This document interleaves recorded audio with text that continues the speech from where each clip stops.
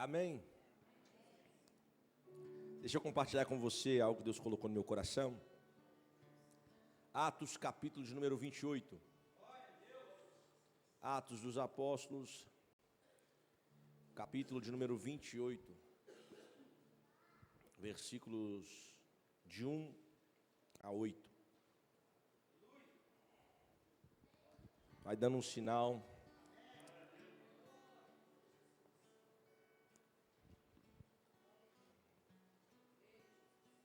Quero que você preste bastante atenção na palavra. Nós vamos ler muita Bíblia. Crente que não gosta de Bíblia não é crente. Atos 28, versículos de 1 a 8 diz assim: E havendo escapado, então souberam que a ilha se chamava Malta. E os bárbaros usaram conosco de não pouca humanidade, porque acendendo uma grande fogueira, nos recolheram a todos por causa da chuva que caía e por causa do frio. E havendo Paulo ajuntado uma quantidade de vides, e pondo-as no fogo, uma víbora fugindo do calor lhe acometeu a mão.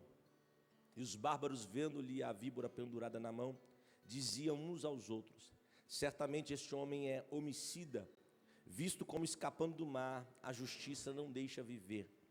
Mas sacudindo ele a víbora no fogo, não sofreu nenhum mal. E eles esperavam que viesse a inchar ou a cair morto de repente. Mas tendo esperado já muito, e vendo que nenhum incômodo lhe sobrevinha, mudando de parecer, diziam que era um Deus. E ali próximo daquele lugar havia umas herdades que pertenciam ao principal da ilha, por nome Públio, o qual nos recebeu e hospedou benignamente por 3 dias. E aconteceu estar de cama, enfermo de febre, de disenteria, o pai de Públio, que Paulo foi ver, e havendo orado, pôs as mãos sobre ele e o curou. E você diz amém por essa palavra. Senhor, nós pedimos ao Senhor mais uma vez, fala conosco. Abra o nosso entendimento, abra o nosso coração. Que, meu Deus, essa palavra venha encontrar um coração como uma terra fértil, pronto, meu Pai, a germinar. Deus, nós clamamos a Ti, que o Senhor nos dê entendimento daquilo que o Senhor quer para essa noite. E possamos sair daqui melhores do que entramos. É tudo o que nós te clamamos nessa noite, em nome de Jesus Cristo. Amém. E graças a Deus. Paulo, ele vai ser perseguido. Paulo vai ser perseguido porque ele vai defender o Evangelho. Ele vai defender que Jesus Cristo ressuscitou ao 3º dia. A Bíblia vai dizer que os sacerdotes estão aceitando isso. Eles vão prender Paulo em Jerusalém. O discurso dele mesmo depois de preso não muda. Ele continua afirmando, fala: o Deus que eu sirvo é Deus de milagres, é Deus que opera, faz sinais e maravilhas. E quando ele vai afirmando tudo isso, eles vão ficando enfurecidos com Paulo, ao ponto que eles querem matar Paulo, mas eles não tinham direito de matar, porque ele estava sob o domínio de Roma, sobre o Império Romano. Então agora a Bíblia diz que Paulo vai apelar para ser julgado por César. Ele faz um apelo porque ele tinha a cidadania romana. Então ele fala: não quero ser julgado por vocês, porque vocês não têm autoridade sobre a minha vida. Eu quero ser julgado porque quem tem autoridade sobre a minha história. Ele de Jerusalém agora vai ser encaminhado para chegar agora lá em Roma, lá na Itália. Ele vai ser julgado por César. Quando a gente lê o capítulo 28, a gente começa lendo: e havendo escapado, então souberam que a ilha se chamava Malta. A gente olha a vida de muitas pessoas e vê que essa pessoa escapou de grandes tragédias, de grandes desastres, de grandes dificuldades. Só que a gente quer viver só um momento bom e não consegue ver o que aconteceu, aquilo que antecedeu ao momento bom. A gente não consegue, às vezes, enxergar o que ele passou para estar nessa condição e nessa situação. Dentre isso, no texto que nós lemos, a gente vai entender por que Paulo chega nessa condição, nesse ambiente, nesse lugar, mas o que ele enfrentou para chegar aqui. A nossa vida, a nossa caminhada cristã não é diferente. A gente vai ter muitas lutas, muitas adversidades. Eu preciso estar atento e maduro na fé para não desanimar, para não ser aquele crente que retrocede, que volta atrás, porque os dias estão difíceis. Não, Deus tem um propósito para você estabelecido, mas no caminho, no processo desse propósito aí, muitas adversidades vão vir sobre a tua vida. E aqui que eu quero chamar a sua atenção, porque quando eu fui estudar a Bíblia, ler a Bíblia, eu fui pontuando aquilo que aconteceu nessa caminhada, nesse percurso, que ele está saindo de Jerusalém e está indo agora em direção a Roma. Para ele chegar no destino aonde ele tinha que chegar, muitas coisas lhe sobreveio, muitas coisas aconteceram. Enquanto eu li, o Espírito Santo falou assim: a vida do cristão também é assim, dele sair de um ponto A para chegar num ponto B, muitas coisas vão acontecer, mas eles têm que ter uma maturidade cristã para não se afastarem da minha presença. A Bíblia vai dizer que eles vão escolher um dos melhores navios que existiam naquela época para transportar presos para Roma, navios de Alexandria. Eram navios luxuosos, eram navios muito fortes e muito bem equipados, preparados para aquela rota que eles iriam passar. Tinha uma estrutura fantástica, mas quando eles começam a navegar, quando eles começam a navegação, eles vão enfrentar diversas adversidades. E é aqui que eu quero pontuar com você algumas que eu marquei na Bíblia, para a gente ler, para a gente caminhar no texto aqui. A primeira coisa que vai acontecer quando eles estão embarcando os ventos serão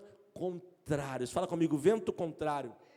Atos capítulo 27, verso 4, leia comigo o que está escrito, olha: e partindo dali, fomos navegando abaixo de Chipre, porque os ventos eram contrário. Na minha vida cristã, eu preciso aprender que nem sempre eu vou ter um vento a favor. A maioria das vezes o vento será contrário. Tudo que você for fazer que vai dar certo, que vai prosperar, os ventos que virão serão ventos contrários. Ventos para te desanimar, para te parar, para te frustrar. Mas aqueles que estão guardados em Deus, não deixa vento te parar.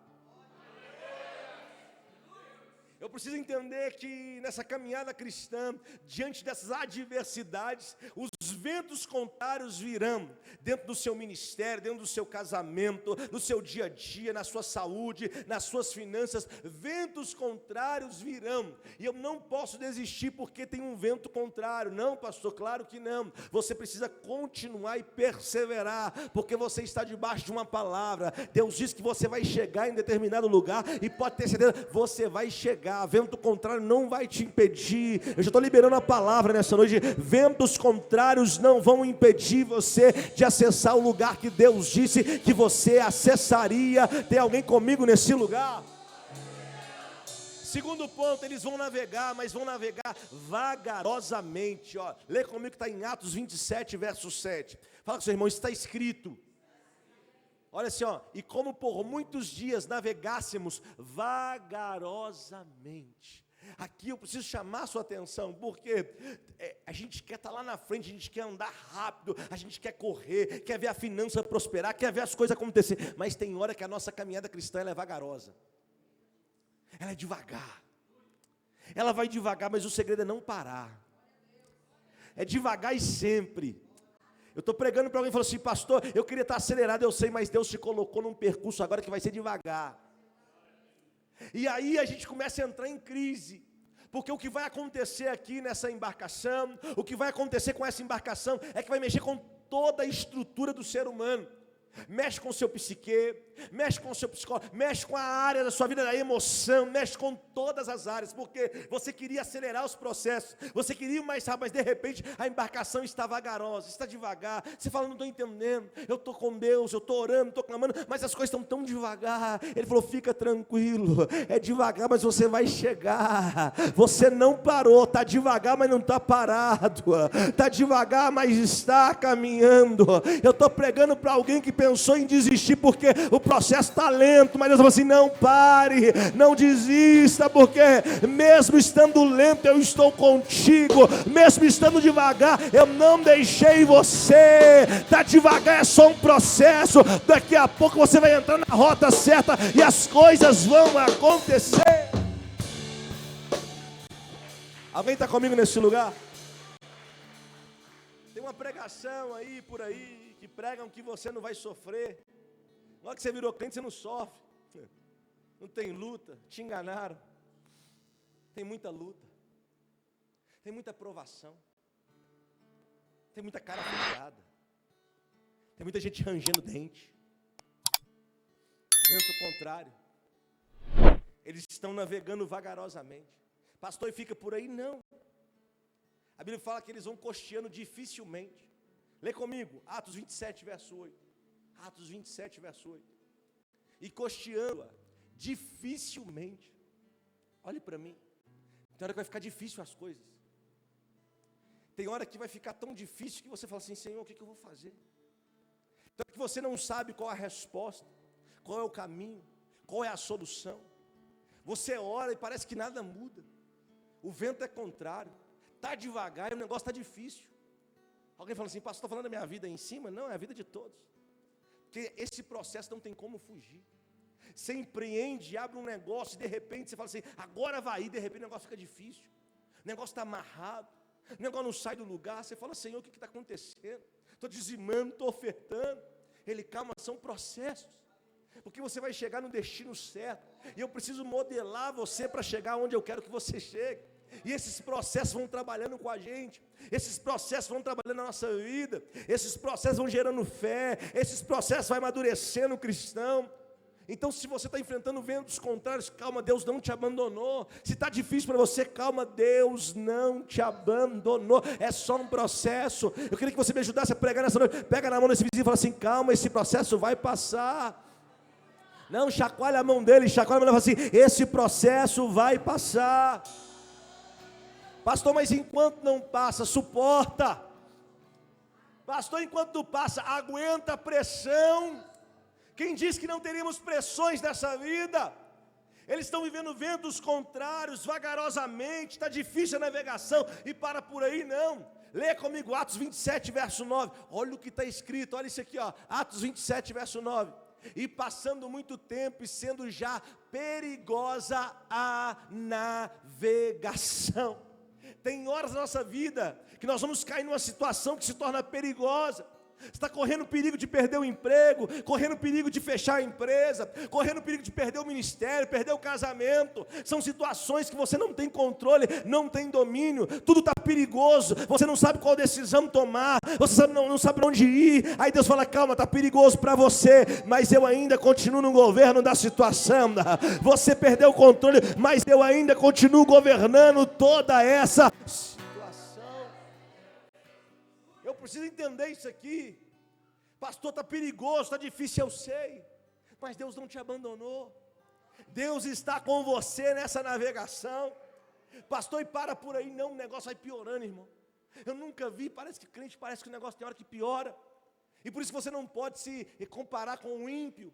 Você fala assim: nossa, o ímpio está prosperando e eu não. O ímpio está avançando e eu não. Não, ele não está avançando, ele não está, porque não existe prosperidade longe de Deus. Ele só não entendeu qual é o seu processo. O texto vai dizer que vai vir um vento chamado Euraquilão. Esse vento é um dos ventos mais perigosos do oceano. Leia comigo Atos, capítulo 27, versículo 14. Atos 27, 14.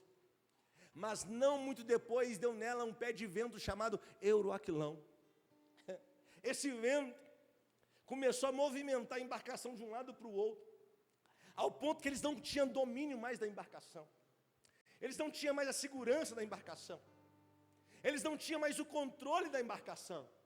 E aqui eles começaram a pensar: nós vamos naufragar, nós vamos morrer. Aqui acabou, aqui é o fim da linha. Aqui é o fim da história. O texto vai dizer mais abaixo que o navio estava sendo arrebatado. Arrebatado aqui assim, é ser extraído, agitado de um lado para o outro. É quando situações vêm, nos joga para um lado, nos joga para o outro, e a gente não tem controle de nada. Jesus nos alertou, ele disse assim: ó, tem de bom, no mundo tereis aflições, mas tem de bom. Ele falou: uma coisa é certeza, o que? Você vai ter aflição nesse mundo, mas uma opção, um conselho que eu te dou é: quando essa situação chegar de aflição, tem de bom ânimo, não fique reclamando, não fique resmungando, não murmure, não abandone a fé. Nesse momento de dificuldade, continua fiel a mim, porque alguma coisa vai acontecer na sua vida, alguma coisa vai acontecer na sua casa, alguma coisa vai acontecer na sua finança. Eu já estou liberando uma palavra para alguém que entrou nesse ambiente e disse: Senhor, eu não estou suportando mais o que eu estou vivendo, só que Deus me trouxe hoje para dizer: calma, você perdeu o controle, mas eu não. Você perdeu o governo, mas eu não. Eu estou no controle de todas as coisas. Pastor, e piora. Que isso, pastor? Quero ser crente, não. Calma, meu irmão. Só tem vitória depois de luta. Só tem vitória depois de muita luta. O texto vai dizer que agora uma grande tempestade, uma veemente tempestade. Atos 27, 18, lê comigo. E andando nós, agitados por uma veemente tempestade, no dia seguinte aliviaram o navio. Eles começaram agora a jogar coisas fora, para o navio não afundar. Quantas vezes a gente começa a ter que desapegar de algumas coisas, para não perder outras. A gente começa a tirar coisas da nossa vida, para não perder outras. E você vai abrindo mão de uma, de outra, de outra. E quando Deus quer que só que você confia nele. E quando Deus quer que você só confia no Senhor. Enquanto eles estão desesperados, sem saber o que fazer, nessa embarcação, o texto vai dizer que vindo essa tempestade, eles ficaram muitos dias sem ver o sol e sem ver as estrelas. Leia comigo Atos 27 e 20. Pastor, é assim que o senhor prega? É assim que eu prego, leia na Bíblia. E não aparecendo havia já muitos dias, nem sol. Sabe o que eles estão dizendo? Tem muitos dias que eu não tenho esperança que essa situação vai mudar. Tem muitos dias que eu acho que não vai raiar um sol. Tem muitos dias que eu não consigo ver estrelas, sabendo que essa noite vai passar e o sol vai chegar. O texto vai dizer que eles ficaram 14 dias nessa situação, sem ver o que era dia, sem saber se era noite. Eles estavam perdidos no meio da situação. Eu prego para alguém nessa noite que está nessa condição, não sabe se é dia, não sabe se é noite, não sabe se o Senhor está vindo, se o Senhor não... Ei, calma, Deus não perdeu o controle da situação. Eu quero chamar a sua atenção porque nesse meio tempo, nisso tudo que está acontecendo, a Bíblia diz que Paulo confiou no Senhor. E de repente um anjo foi enviado até aquele navio. Um anjo foi enviado até e chegou e falou: Paulo, fica tranquilo. Você não vai morrer, e quem estiver com você também não vai se perder. Ai, meu Deus. Vou de novo. Ô Paulo, diante dessa situação, o vento está contrário, está difícil, está perigoso, está tempestade. Você não está vendo o sol, não está vendo. Calma que você não vai morrer. Eu vim liberar essa palavra para alguém. Não é o fim agora. Não é o fim da história agora, pastor. Eu não tenho mais esperança. Mas Deus me traz hoje como um anjo enviado para falar ao seu coração. O que, pastor? Não é o fim, não haverá morte. Deus está dizendo: não vai haver morte. Não vai haver morte. Agora olha para mim.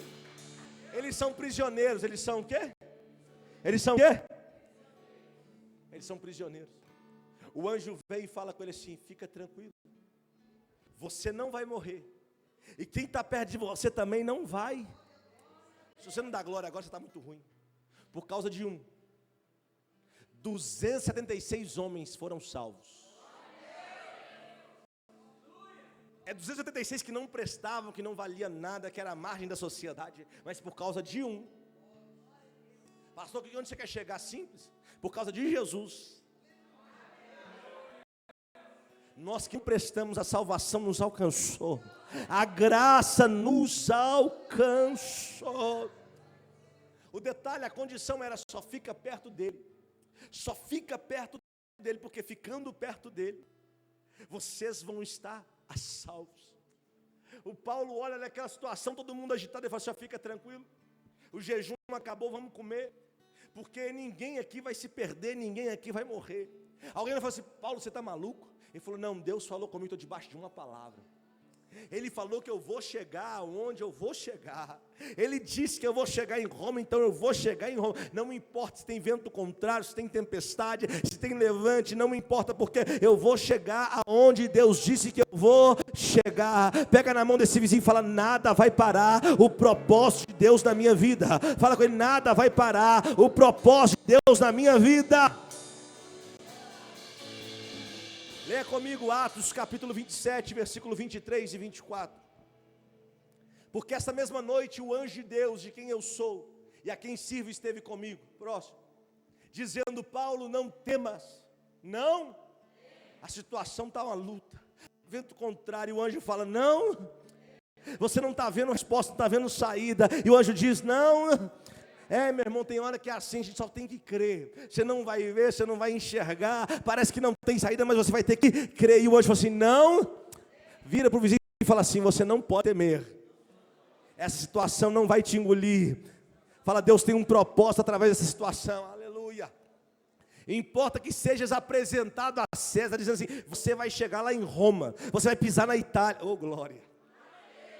E eis que Deus te deu todos quantos navegam contigo. Quem está perto de você não vai se perder. Tem pessoas na sua casa que não caiu porque você ainda está com o joelho dobrado. Tem pessoas que ainda estão de pé porque você permanece na oração, porque você ainda permanece no fervor. Tem pessoas que ainda estão de pé porque você não deixou de clamar. E eu vim te encorajar, não pare mesmo, porque Deus vai salvar você e vai salvar aqueles que estão à tua volta. Não vai se perder ninguém. Tem alguém comigo nesse lugar? Eu vim falar, não vai se perder ninguém. Por favor, alguém...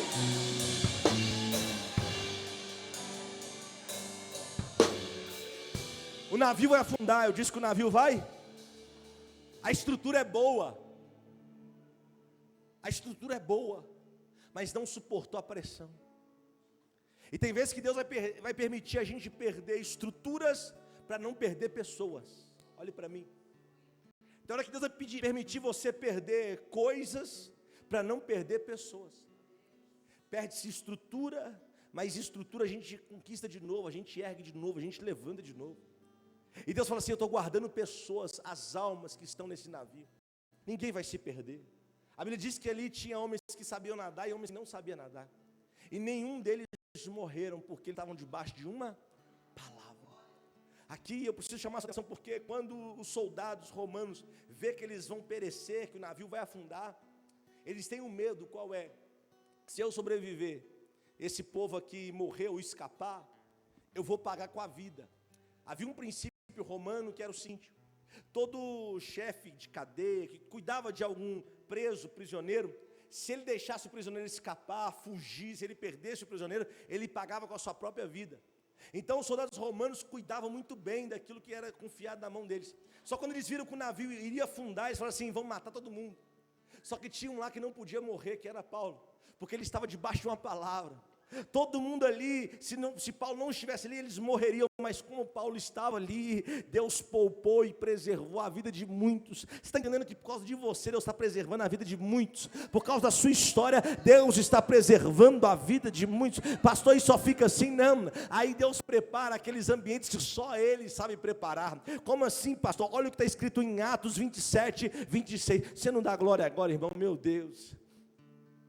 Atos 27, 26, é contudo, fala comigo, necessário, pode falar necessário, olha isso, irmos dar numa, olha para mim, quando a gente chega no capítulo 28, diz assim, e havendo escapado então, souberam que a ilha se chamava Malta. Peraí, a promessa é para eu chegar em Roma, mas Deus falou, é necessário passar numa ilha. Não entendeu? Você vai entender, calma, fica tranquilo. Deus falou assim, ó, a promessa é, você vai chegar lá em Roma, mas é necessário você passar por uma ilha. Essa ilha se chama?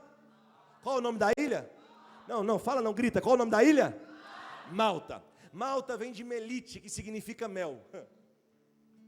Deus falou assim, é necessário que antes que você chegue no ambiente da promessa, eu levar e conduzir você para um ambiente que vai adoçar a sua boca, vai tirar o amargo da tua história. Eu estou pregando para alguém que Deus falou assim, é necessário você passar por esse ambiente, porque o sofrimento foi grande, a aflição foi grande, o vento foi contrário, a navegação foi perigosa, mas agora eu já preparei o ambiente, que nesse ambiente quando você pisar, vai ser doce. Quando você pisar nesse ambiente, o mel vai tomar conta da tua vida, porque ninguém vai chegar para viver a promessa amargo, ninguém vai chegar no lugar da promessa amargando os cantos da boca, não. Nós vamos chegar falando, Deus mudou a minha história, Deus mudou a minha história. Tem alguém comigo aqui? Eu quero liberar essa palavra. Deus está dizendo, é necessário nesse mês de julho você passar por esse ambiente, porque eu estou arrancando a dor, eu estou arrancando a tristeza, eu estou tirando as lágrimas dos seus olhos, porque chegou o tempo da vitória se manifestar. Oh, aleluia! Você consegue profetizar para alguém e fala assim, se prepare por esses dias, você vai viver algo surpreendente da parte dos céus. Quem crê nisso, dá um brado de vitória neste lugar. Quando eles chegam em Malta, a Bíblia diz que eles são recebidos com muita humanidade. O povo recebe eles com muita humanidade. E não só recebe ele, como prepara uma fogueira, porque eles tiveram que nadar, eles tiveram que pular do navio e sair nadando até a ilha. Muitos ali estavam vivendo um perigo de vida porque a gente conhece um negócio chamado hipotermia. A hipotermia é muito perigosa. Por quê, pastor? Você começa a morrer, não percebe que está morrendo. Você vai congelando por dentro, por fora e não percebe que está morrendo. E quem está de fora também não consegue perceber que você está morrendo. Aí a Bíblia diz que eles estão chegando nessa ilha. Tinha uns bárbaros na ilha. O termo bárbaro aqui não é que eles eram violentos, perigosos, não. Era como se fosse alguém do interior nosso, alguém de outra cultura, de outro jeito. Eles chegam, eles vão agora abraçar esse povo, vão fazer uma fogueira porque estava frio e estava chovendo. Observe, tem mel, mas está frio e está chovendo. Quem já foi para a Europa sabe que o inverno lá é terrível. Eles estão passando agora um perigo de vida, porque eles nadaram, chegaram na ilha, mas quando eles chegam, tem uma fogueira pronta, tem um fogo pronto. Esse fogo é para aquecer a vida daqueles que estão morrendo. Tem gente dentro da igreja, se não tomar cuidado, morre aqui dentro, porque ele já perdeu o fogo faz tempo. Ele não ora mais, não jejua mais, não lê Bíblia mais, não faz propósito mais, não vem para o altar mais. Ele já morreu e não sabe. Ele não dá um glória, ele não levanta a mão, ele não profetiza, ele não crê, ele não acredita. Ele está morrendo, não está vendo. Aí Deus fala assim: fica tranquilo, para você não morrer, eu já preparei uma fogueira que vai aquecer o teu coração. Eu já preparei um fogo que não vai deixar você cair na frieza espiritual. Pastor, aonde está esse fogo? A Bíblia diz: fogo arderá continuamente sobre o altar e não se apagará. Deus te trouxe aqui nessa noite para te dizer: ei, meu filho, você não vai morrer de hipotermia, você não vai morrer de frieza, porque eu aqueço o teu coração hoje. Eu aqueço o teu coração hoje. Vai voltar a orar, vai voltar a glorificar, vai voltar a profetizar. Quem está aqui reage. Aonde que estão os aquecidos desse lugar? Levante as mãos aos céus e adore a Ele nesse ambiente. Vai, levante as mãos, dê gritos de glória, dê gritos de aleluia. Você não vai morrer na frieza espiritual.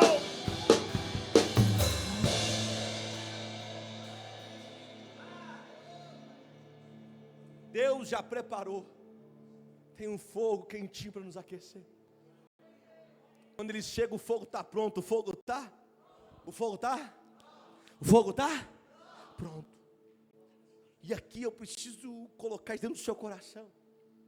Pastor, o fogo está pronto? Sim. Mas eu preciso também trabalhar para manter esse fogo aceso.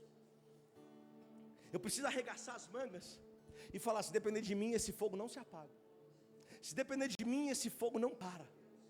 Pastor, por que o senhor está dizendo isso? Simples, porque tem muitas pessoas que só querem chegar e se aquecer e não querem trabalhar. Tem pessoas que só querem chegar nesse ambiente, se aquecer e não querem arregaçar as mangas, porque manter o fogo aceso dá trabalho. E aqui eu preciso te convocar. Como assim, pastor? Vamos trabalhar para Jesus. Você não foi chamado para ficar só no banco. Você foi chamado para trabalhar para o reino de Deus. Alguma coisa você pode fazer, alguma coisa você consegue servir. A gente está carente de pessoas que trabalham na obra do Senhor. Tem gente que canta bem, mas não quer louvar. Tem pessoas que tocam bem, mas não quer participar do louvor. Tem pessoas que servem bem, é alegre, não consegue ficar na porta, não consegue ser um obreiro, não consegue cuidar do estacionamento, não consegue ajudar na cantina, não consegue cuidar das crianças. Você não faz nada. Para que esse fogo? Você está te aquecendo e você não quer servir. Paulo falou assim: olha, eu já estou aquecido, agora eu vou manter esse fogo aceso. Paulo levanta, vai até onde tinha gravetos. A Bíblia fala: vide. Quando ele chega lá, ele começa a catar gravetos e fala: se depender de mim, o fogo não apaga. Se depender de mim, o fogo não apaga. Vou te fazer uma pergunta hoje: se dependesse de você, como é que estaria a igreja? Se dependesse de você, como é que estaria esse fogo? Será que você tem trabalhado para o reino de Deus? Será que você tem investido tempo no reino de Deus? Você não consegue tirar às vezes uma fotografia, fazer um vídeo, editar alguma coisa? Você não consegue servir nada no reino de Deus? Não, pastor, é porque eu já estou aquecido. Não, Deus não quer só te aquecer, Ele quer que você mantenha o fogo aceso, porque para Ele aquecer outros corações que vão chegar, para outras pessoas também servirem desse fogo. Deus desperta nesse meio aqui, Pai, desperta nessa casa homens e mulheres que vão ser valentes, que não vão deixar o fogo apagar, que não vão deixar a fogueira parar. Pai, levanta pessoas que vão arregaçar as mangas e vão trabalhar para o teu reino, e vão trazer muitos corações que estão frios para serem aquecidos por essa grande fogueira que é a tua igreja. Quem está comigo aí, reage no grito de glória. Fala com seu vizinho: eu conto com você, meu filho. Sumiu glória. Aleluia, foi embora. Fala assim, o reino de Deus conta com você. Agora eu preciso te alertar. O reino conta, o reino não depende. Tem gente que acha que o reino depende, o reino não depende, o reino conta. Quando o reino conta, fala assim, estou querendo te dar o privilégio de servir nesse reino. Estou te dando o privilégio de você fazer algo por esse reino. Paulo levanta e fala, estou aquecido, deixa eu ajudar a manter esse fogo aceso. Ele pega gravetos. Quando ele pega gravetos, a Bíblia diz que ele vai até aquele fogo e lança os gravetos no fogo. Quem está comigo, diga amém. Quando ele lança os gravetos no fogo, a Bíblia diz que com a víbora, por causa do fogo, ela sai, pica, não só pica, mas ela prende a mão de Paulo. Ao ponto que quando ele começa a andar, ele vê que uma víbora ficou nas suas mãos. Logo os bárbaros, aquele povo que acendeu a fogueira, falou assim, nossa, esse homem aí deve ser homicida. Porque escapando do mar, quando ele chega em terra, a justiça não quer deixar ele vivo. Eu quero te ensinar algo aqui, para você aprender. Coloca para mim capítulo 28, verso 4. 28, verso 4. E os bárbaros, vendo-lhe a víbora pendurada diziam uns aos outros, certamente esse homem é homicida, visto como escapando do mar, a justiça não deixa. Essa palavra justiça aqui no original grego é de quê? Fala comigo, de quê? De que é uma deusa, é a deusa da justiça. Eles estão dizendo assim, olha, esse camarada não morreu, porque ele tem sorte. Eu preciso te explicar algo. Crente não tem sorte, crente tem Deus. Como assim, pastor? Eu vou te explicar. Coloca para mim Isaías 65:11. Isaías 65:11. Mas a vós, os que vos apartais do Senhor, os que vos esqueceis do meu santo monte, os que preparais uma mesa para tem tradução que está escrito assim, para a deusa fortuna, porque é uma deusa, e que misturais a bebida para tem tradução que está escrito assim, para o Deus destino, e a palavra destino ali no original é sorte, fala comigo, sorte. Então quando você fala assim, eu tenho sorte, você fala assim, eu tenho um Deus que se chama sorte. Por isso que crente não tem sorte, crente tem Deus. Quando alguém fala assim, foi sorte não, foi Deus. Ah, isso aconteceu, foi sorte, não foi sorte não, foi Deus. Pastor, por que o senhor está falando isso? Porque tem muito crente que ainda fala assim, nossa, hoje eu acordei com a sorte. Cuidado, que esse Deus aí vai te levar para o buraco. Quem tem Deus não precisa de outros deuses. Quem tem um Todo-Poderoso não precisa ficar mendigando a ajuda de deuses pequenos. Não tem Deus da fortuna, não tem Deus da sorte. Nós servimos a um Deus Todo-Poderoso. Quando eles olham para Paulo, falam assim, olha, a sorte não deixa ele viver. Alguém está pensando assim, né? Que bom de fala assim, pastor, mas a Bíblia diz que Deus vai mudar a nossa sorte. Eu conheço textos bíblicos como Jeremias 30:18, Jeremias 29:14, que diz que Deus vai mudar a nossa sorte. Eu conheço textos como Jó 42:10, e Deus mudou a sorte de Jó. Quando você pega o termo no original, não é sorte. A palavra no original hebraico é shebut, que significa, sabe o quê? Cativeiro. E Deus mudou o cativeiro, porque se Deus mudar a sorte, Deus está arrancando um Deus e colocando outro. Deus não vai arrancar, Ele vai tirar você desse cativeiro, dessa prisão. Então Deus não trabalha com a sorte. Deus é o irmão, você precisa entender isso. Se acontecer algo na sua vida, não fala que foi, fala, foi Deus. Ah, que livramento foi Deus. Ah, que bênção que chegou foi Deus. Ah, que milagre foi Deus. Nossa, você fez isso, é muito bom. Foi Deus, é Deus. Tudo na minha vida é. Alguém olha e fala assim, nossa, a sorte não quer deixar ele viver. A sorte não quer deixar ele viver. A Bíblia diz que ele pega a víbora, em vez de arrancar, ele pega ela do jeito que ela está presa aqui na mão. Você acha que doeu? Você acha que doeu? Fala com seu vizinho, vai doer, mas não vai matar. Não, me ajuda a pregar, fala assim, vai ferir, mas não é o fim. Todo mundo esperando, olha para mim. Ele pega a víbora e leva ela para o fogo. Ah, você não entendeu? O texto diz que ele pega a víbora e joga no fogo. Só que ela está na mão dele, ela está onde? Isso quer dizer que o fogo está queimando a víbora, mas não está queimando Paulo. Para de graça, senhor. Eu vou de novo. Ele pega a víbora e leva para o fogo. O fogo queima a víbora, mas não queima a mão de Paulo. Por quê? Porque a Bíblia diz que Deus é um Deus fogo consumidor. Quando você aceita Jesus, você sai de criatura e se torna filho. Agora você é filho do fogo. Opa! Fogo de Deus não queima filho de Deus. Fogo de Deus não queima filho de Deus. Pastor, o que eu tenho que fazer? Pega o que está te ferindo e leva para o fogo. Pega o que está te matando e leva para o fogo. Pastor, não estou entendendo. A nossa luta não é contra a carne nem contra sangue. A nossa luta ainda continua em oração, em jejum, em palavra, em propósito. Pega essa víbora, leva para o fogo, porque no fogo ela não vai suportar. No fogo ela não vai suportar. Eu estou pregando para alguém que está ferido, mas ainda está vivo. E Deus está dizendo, leva para o fogo, porque no fogo eu resolvo. No fogo eu resolvo. No fogo eu resolvo. Me ajuda a pregar e vira para o vizinho e fala assim: pega o que está te ferindo e leva para o fogo. Pastor, está ferindo, calma, mas não vai te matar. Leva para o fogo. Você está comigo aqui? Está comigo nesse lugar? Tristeza, leva para o fogo. Angústia, leva para o fogo. Perseguição, leva para o fogo. Pastor, estão falando mal de mim, leva para o fogo. Pastor, não crê, leva para o fogo. Porque no fogo a serpente não vai suportar. Ele chacoalha ela lá, deixa ela lá. Ele sai. A Bíblia diz que os bárbaros olham para ele e falam assim: vamos esperar. Porque esse camarada ou vai inchar, ou vai cair, ou vai morrer. Eu gosto disso. Os detalhes da Bíblia. As pessoas viram tudo acontecer. E aqueles que estavam perto começaram a falar assim: vamos esperar, porque ou ele vai inchar, ou ele vai cair, ou vai morrer. Sabia que tem pessoas à nossa volta que estão esperando você inchar? Tem gente do nosso lado que está esperando você cair. E tem gente que está esperando a sua morte para tomar o seu lugar.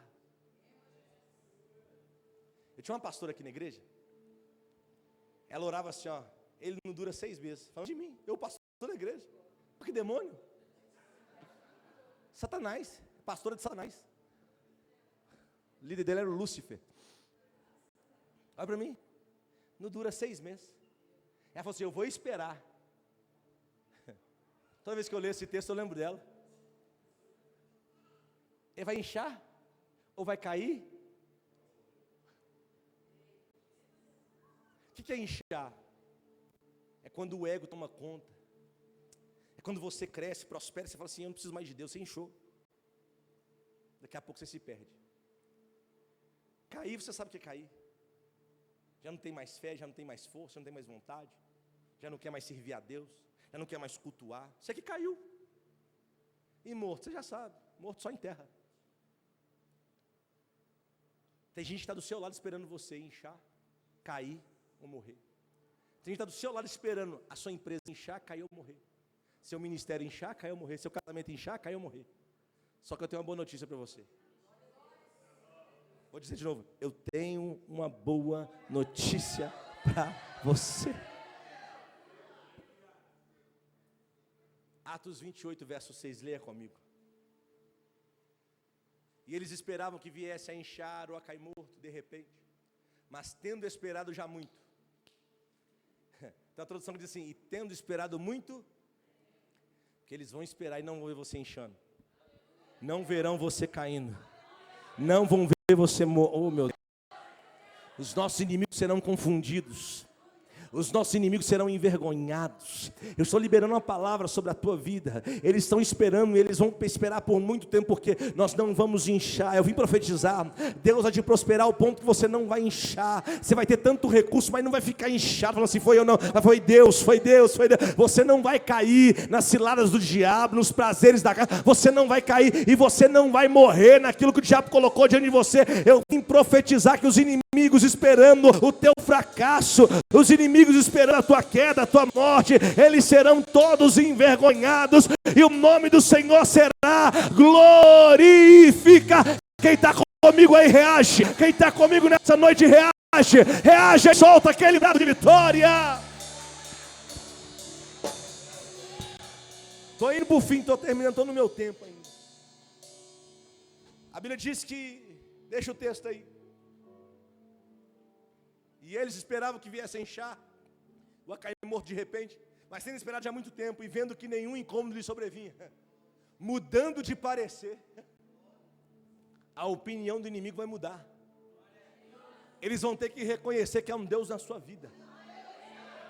Vou falar de novo, a opinião vai ter que mudar. Hoje estão falando mal de você, estão apontando, estão te acusando sem saber o que você está vivendo. Mas daqui a pouco o tempo vai dizer que Deus está contigo, que Deus está com você. Eu vim dizer, a opinião do inimigo vai mudar. A Bíblia diz, e mudando o parecer, e mudando a opinião. Ah, meu Deus, diziam que era um Deus. Eles diziam, ah não, esse homem só pode ser um Deus, porque ele agora não caiu, não inchou, não morreu. Deus é na vida dele.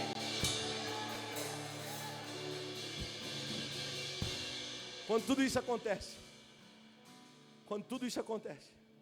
a Bíblia vai dizer assim, que nessa ilha que eles estão, o pai do governador da ilha, o pai de Públio, está doente, está enfermo, ele está com a disenteria pesada e muita febre.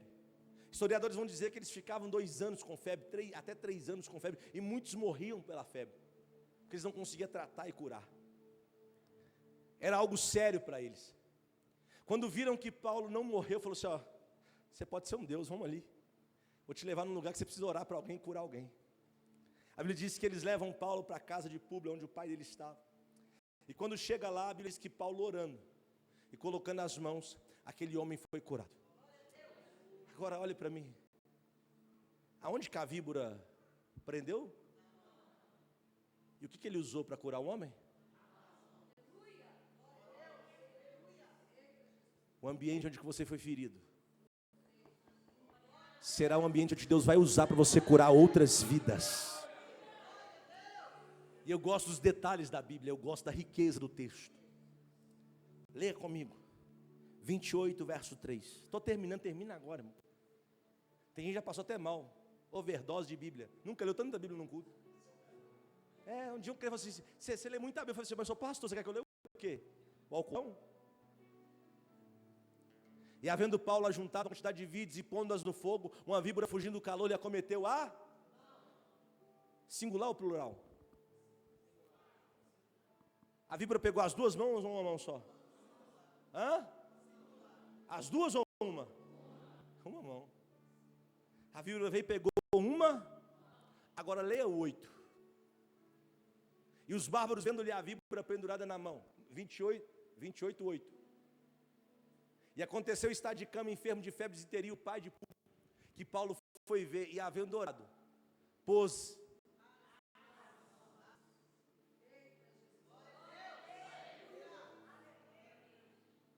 Na hora que picou e feriu foi uma, na hora de curar foi as 2.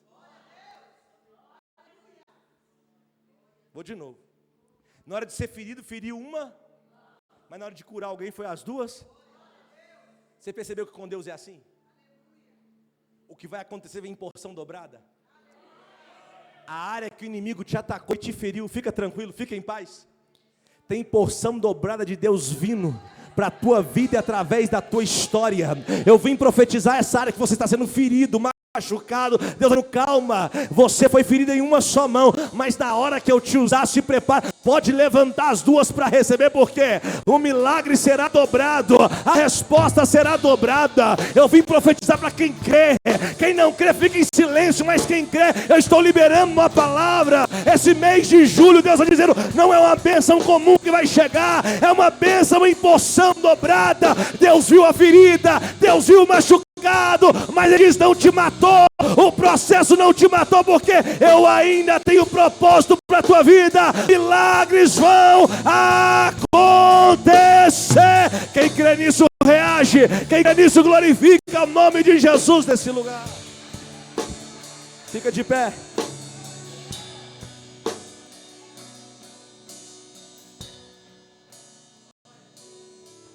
Você está aí?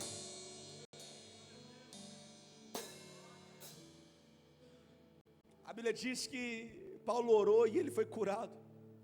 Colocou as mãos e aquele homem foi curado. Paulo está cumprindo o propósito de Deus. Eu disse que Paulo está cumprindo. Lembra que o texto que a gente leu diz, é necessário passar por a ilha.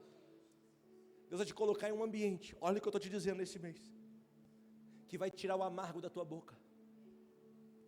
Em algum momento você vai ser até ferido, mas a glória da dupla honra vai chegar na tua vida. E quando nós cumprimos o propósito de Deus, olhe para mim, quando nós cumprimos o propósito de Deus, algumas coisas começam a acontecer. O texto vai dizer aqui no versículo 10, o qual nos distinguiu também com muitas honras. Quando você cumpre o propósito de Deus, Deus começa a liberar muita honra sobre a tua vida. E quando Deus quer te honrar, Ele conecta pessoas a você. Quando Deus quer te abençoar, Ele conecta pessoas a você. Eu vim liberar essa palavra em nome de Jesus. Esse mês será um mês de conexões. Deus vai conectar pessoas que vai te levar para um novo nível, para um novo patamar, para você cumprir o propósito de Deus. Alguém está comigo nesse lugar, gente? Alguém está escutando o que eu estou profetizando nesse lugar? Deus falou ao meu espírito ontem pela madrugada, meu filho, eu vou conectar pessoas que vai mudar a história, o quadro da vida. Meu filho, Deus está levantando pessoas aqui nessa noite que vai ter conexões, que vai te potencializar para o futuro, e você vai viver o propósito a qual Deus estabeleceu para você, para a tua casa, para a tua família. Quem está aqui, reage em nome de Jesus. Coloca o verso 10 aí do capítulo 28, meu filho, deixa eu ler com eles. Tem gente que só crê quando lê.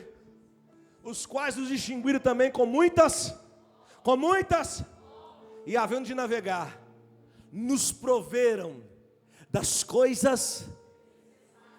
Você está preparado? Esse mês não é mês só de conexão e só de honra. É Deus dizendo, eu vou prover tudo aquilo que você necessita. Eu vou prover aquilo que você necessita. Você não vai ficar parado em Malta, porque eu tenho um destino para você, eu tenho um propósito. Você vai chegar na Itália, vai chegar em Roma. Deus está dizendo, eu vou prover, eu vou enviar provisão. Esse mês de julho não será um mês de escassez, não será um mês de dificuldade. Levanta a mão para receber essa palavra. Eu vim debaixo da unção, eu vim debaixo de consagração para te dizer, Deus está me autorizando a liberar essa palavra sobre a tua vida. Julho será marcado por tanta provisão, que você não vai entender o que está acontecendo na tua vida, na tua história. Quem crê aí, reage aí, do jeito que crê, reage. E se eu passar pelo cante aí, adore, vai. Eu não tenho